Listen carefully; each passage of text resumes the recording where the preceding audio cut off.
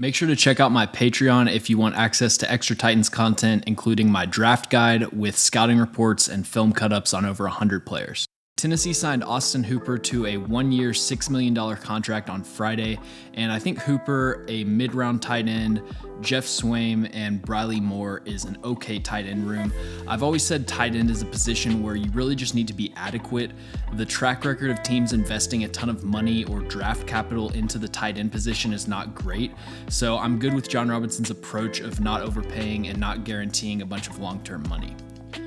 Austin Hooper is a great athlete with the speed and quickness to be a receiving threat over the middle and the size and strength to be a good run blocker.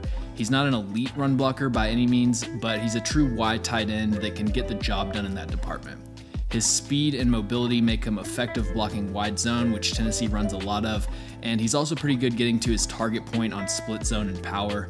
The Browns and Titans rushing offenses aren't exactly the same, but they both get their blockers on the move a lot, and Hooper played in Kyle Shanahan's offense in Atlanta, so he should be comfortable with what the Titans run.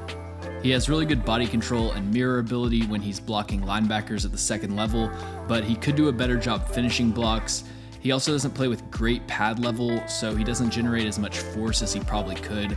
And the other thing with run blocking is that he wasn't called for holding one time in 2021.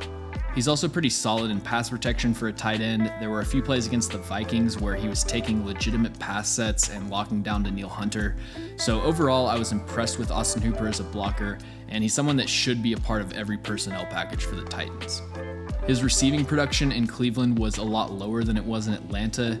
You can see here that he never eclipsed 500 yards with the Browns after doing that his last 3 seasons with the Falcons.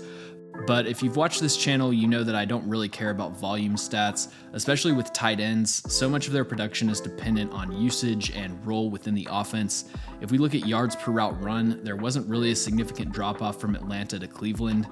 And in my opinion, his route running and his ability to create separation is really good. He's a lot more than just a straight line athlete. His route breaks are crisp. He does a good job of using his frame to box out defenders. So just from a film standpoint, not looking at the box score, I think Austin Hooper is a pretty good receiver. The one problem is that in Cleveland, he had a ton of drops. He had the highest drop percentage among qualifying tight ends last season and the 6th highest in 2020. But in Atlanta, he almost never dropped the ball. When he signed that contract with Cleveland, I remember that's what he was known for, is just being a solid, reliable receiver. So I don't really know what to make of that. We'll just have to see if the drops continue, but that's by far the main red flag on his tape. As far as creating yards after the catch, he's a great athlete with pretty good skills as a ball carrier, so naturally he's going to be effective on screens and quick passes and stuff like that. He does have this habit of falling down in the process of catching the ball. There are a few times he went to the ground uncontested right in front of the goal line or the first down marker. Overall, I think this is a really solid signing. I don't think Austin Hooper is some diamond in the rough who's going to break out in Tennessee's explosive passing offense, but he'll raise the floor of the tight end room and kind of bring everyone else down to more fitting roles.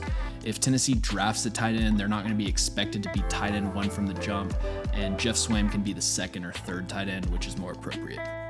If you enjoy my videos, make sure to subscribe. Also follow me on Twitter and check out my Patreon if you want access to extra content.